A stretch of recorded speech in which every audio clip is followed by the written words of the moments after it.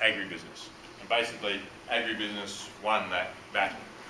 So that's pretty ominous, I think. It shows even where human health is at stake, and the AMA is clearly on side, it's very hard to beat the political plight of the agribusiness industry. Okay, so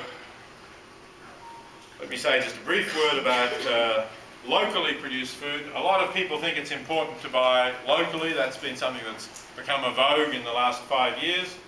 And it does do some good things. It strengthens local economies, protects endangered family farms because you buy directly from the farmers, so it protects small farms, which is good. Generally, they're better stewards of the environment because they are looking after the farm themselves. They're not just concerned about a corporate bottom line. And you can get to know your supplier and you can find out more about how they farm, and that's always good.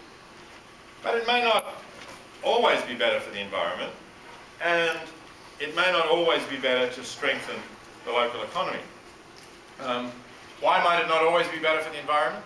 Well, suppose that you want to have tomatoes in June, say, somewhere around here or anywhere in the northeast.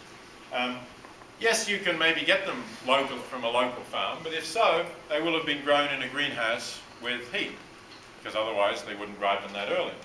So if you add the amount of oil in to heat the greenhouse, if you add all that up, and you compare it with the amount of oil that is used to truck the same quantity of tomatoes up from Florida, where it was warm and they don't need to heat them to grow them, it comes out pretty much the same.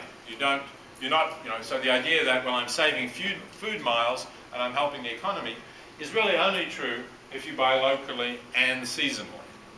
And unfortunately, a lot of people are not prepared to wait for the fruits and vegetables to come in seasonally. That's what would be required to really make this a local, better, more sustainable.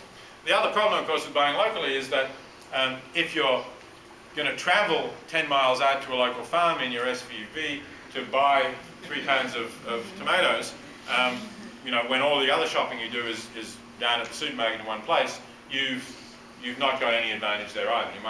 It's more efficient for the supermarket to truck it all in one big truck than to travel around. So local is not really always better.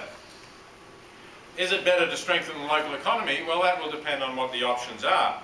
I think we also need to strengthen the economies of countries elsewhere in the world, particularly developing countries where people are much less well off than we are. And one way to do this and ensure that a fair return goes to the producer is to look for the Fair Trade certified label. And we now have an increasing range of fair trade products available. It used to really basically be coffee, but it's starting to apply to more products, more fruits and so on. And I think that that's an effective way of providing support for agriculture in developing countries. Okay, so I've gone on a little longer than I planned, but there was a lot of ground to cover. These are the conclusions that I come to.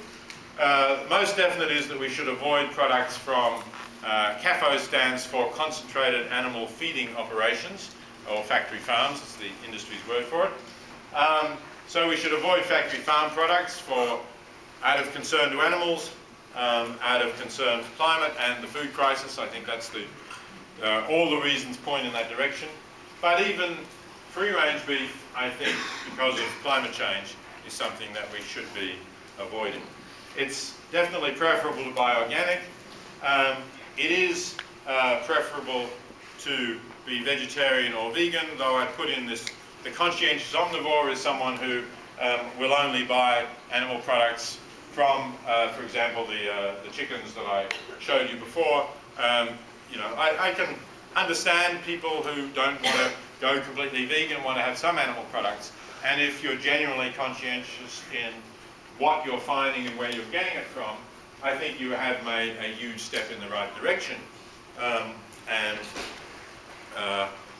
We can't all go every step of the way, I think, or not everybody is ready to do that. So it's important not to be negative about people who are, I say this although I know it's a vegetarian organisation that has organised this, but I think it's important not to be too negative about people who make the major step away from factory farming, even if they're not ready to go for the diet that is both the one that obviously has the least negative impact on animals and is the most environmentally sustainable.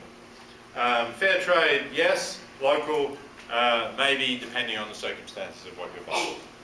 Thanks very much. I'm very happy.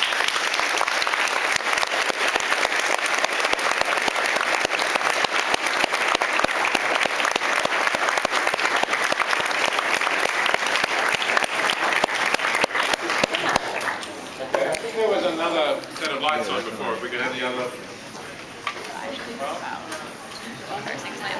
Must be more somewhere. I spy one thing. Okay. We'll get thank you. That's it. Well done. Research. Okay, we'll give people a couple of minutes to leave. Those who have to leave. There's a big gap in what I talked about. I'll just use mine. I was, we got the gist of it. Quite a long enough talk anyway. So you specifically said fish in the ocean, but I'll talk about there's two different ways in which we get fish nowadays. We get fish from fish farming, and we get wild-caught fish in the ocean. Now both of them really take place in the ocean, because most of the fish farming is ocean fish, and they're in inlets or somewhere, so they're still in the ocean. There's a little bit of freshwater fish farming, catfish hunting, and things like that, but most of it, for salmon, for instance, is still ocean fish. So the problem with wild-caught fishing is that most of the commercial fish stocks are getting depleted.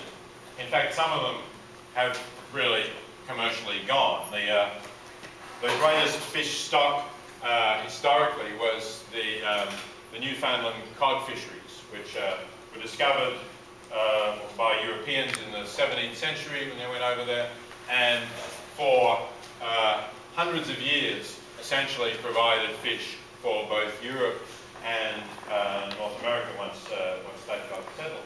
And that was just the classic example of the tragedy of the commons. That is, there was no control over it. It was in international waters, and so anyone could come and scoop them up.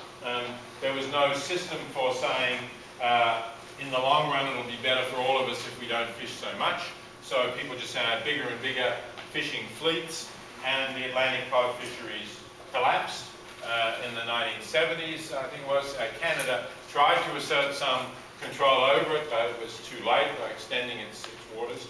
And it has not recovered. Over 30 years, the Atlantic cod fishery has really essentially not recovered. And the problem is that happens with other fish stocks as well. It's increasingly happening with more fish stocks. The Patagonian toothfish, which for commercial purposes was Chilean sea bass, is a very long-lived, slow reproducing fish, which was discovered, commercially got very high prices for, again in international waters.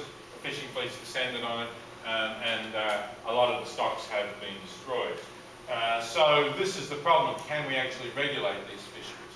There are attempts to do so now. Obviously, where they are in the coastal waters of a country, that country tries to protect them.